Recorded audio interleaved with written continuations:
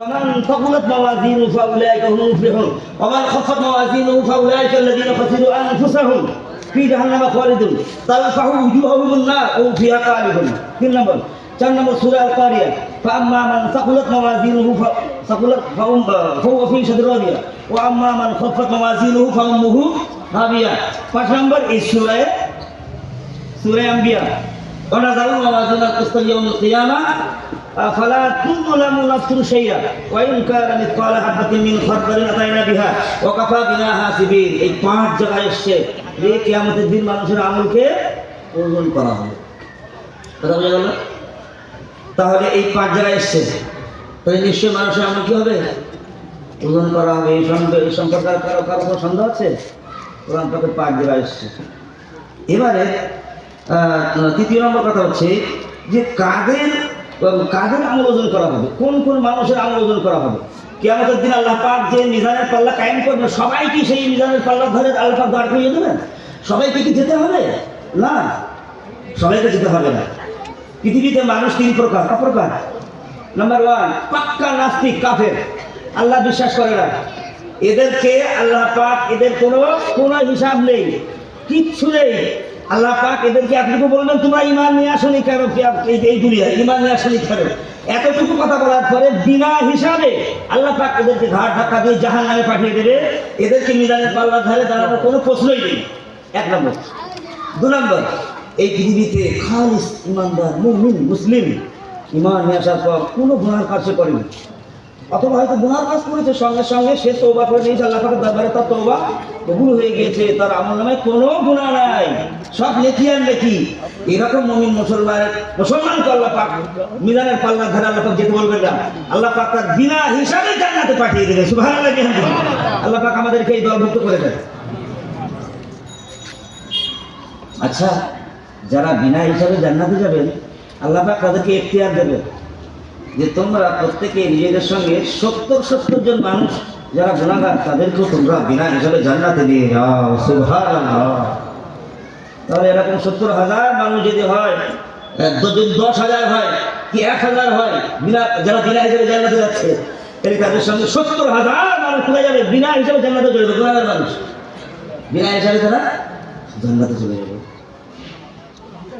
তিরমিজি শরীফে সাহাবী হযরত আবু উমামা বাহিরি রাদিয়াল্লাহু তাআলা তিনি বলেন ওয়াদানি রাব্বি আইয়াদখুলাল জান্নাতা মিন উম্মতি 70000 মা কুল্লি আলফিন 70000 লা হিসাবা ওয়ালা আযাব ওয়া সালাসু হাসায়াতিন মিন হাসায়াতি রাব্বি। এই হাদিস পাকে এসেছে যে আর বিনা হিসাবে জান্নাতে যাবে আর এক শ্রেণীর মানুষ, সেটা কি? আমার আল্লাহ রাব্বুল আলামিনের কুদরতের হাতের এজলো বুঝো, 2 হাত এক করলে পরে কি হয়? কি বলেছেন ওই আমাদের কাঞ্চন করে কি বলা হয়? আঁচল। 2 হাতের এই আঁচল আল্লাহ পাকের কুদরতের 3 আঁচল মানুষকে আল্লাহ পাক বিনা হিসাবে জান্নাতে দেবেন। বলি সুবহানাল্লাহ। তাহলে বিনা হিসাবে জান্নাতে জানেওয়ালা 3 শ্রেণী। বিনা হিসাবে জান্নাতে জানেওয়ালা কজন হলো? 3 প্রকারের মানুষ। নাম্বার 1 যাদের কোনো গুনাহ নেই। নাম্বার 2 যারা এই বিনা হিসাবে জানেওয়ালাদের সঙ্গে যাবেন। আর নাম্বার 3 সালাসু হাসায়াত, আল্লাহ পাকের 3 আঁচল। আল্লাহ পাকের 3 আঁচল। তাহলে মিজানের পাল্লার ধারে কারা যাবে?